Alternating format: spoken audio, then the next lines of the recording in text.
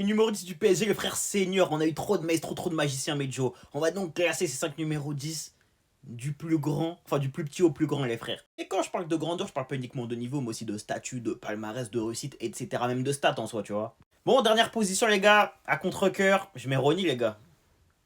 Je vous jure que j'ai même pas le choix carrément. Oui, Ronny, c'est une légende du football, les frères, et peut-être même du PSG aujourd'hui, mais la réalité, c'est qu'on le sacralise pour la suite de sa carrière, et non pas pour sa carrière au Paris Saint-Germain. Si Ronny ne fait pas ce qu'il fait au Barça et au Milan AC, et même avec la sélection, en soi, les gars, on ne parlerait même pas de Ronny comme une légende du Paris Saint-Germain pour vous dire ça aurait été un grand joueur, un bon joueur.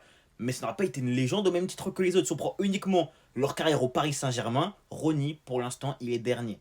Quatrième position, les frères, pour JJ Okocha. JJ, c'est un mec qui a marqué les esprits au Paris Saint-Germain et qui est considéré comme une légende du Paris Saint-Germain. Même si c'est pas un gars qui a brillé par les stats, il a quand même passé 4 ans au club et il a brillé par son talent, t'as capté, parce qu'il pouvait proposer sur le terrain. Sans forcément stater, il était trop élégant à voir jouer, tu vois ce que je veux dire? Il aimait le club, les supporters l'aimaient, t'as vu, c'était une relation d'amour, clairement c'est quatrième, parce qu'il a plus marqué les esprits à son temps, à ce moment-là, que Ronny. Vous allez capter ce que je veux dire. Même si overall c'est une moins grande légende que Ronny, il faut être honnête. Troisième position, les frères, c'est pour Neymar. C'est mon joueur préféré de tous les temps, les frères. Mais en fait, il est seulement troisième, il faut être objectif. Oui, c'est un joueur qui fait passer un deuxième cap au Paris Saint-Germain après l'arrivée de Ibra, il est vrai. Oui, c'est le mec qui te ramène en finale de Ligue des Champions en 2020. Il aurait même pu aller au bout, tu vois, ça aurait pu être possible.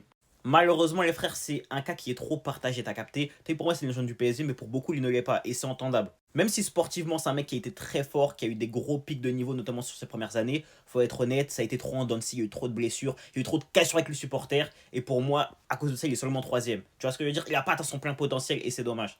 Deuxième position, et là encore une fois, ça va faire crier. Je mets Ibra, les gars. Alors oui, Ibra, c'est le joueur qui a fait passer un cap au Paris Saint-Germain. Oui, Ibra, c'est le gars sans qui je pense le Paris Saint-Germain ne serait pas ce qu'il est aujourd'hui, il faut être tout à fait honnête. C'était un vrai leader sur le terrain.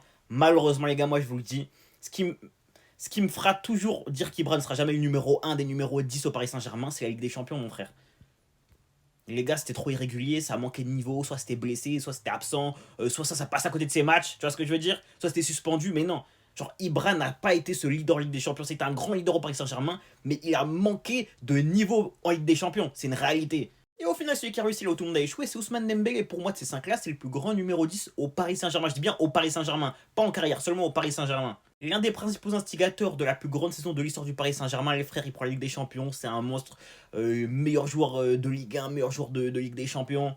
Il se donne pour 7, il a le sens du collectif, les gars, c'est clairement le plus grand 10 de ces 5-là, sans aucun débat possible. Genre, il a plus accompli que tout cela réuni au Paris Saint-Germain. Genre, c'est vraiment tous réunis, ils ont moins fait que lui en 3 ans, 2 ans. Les gars, je suis désolé, mais c'est le plus grand.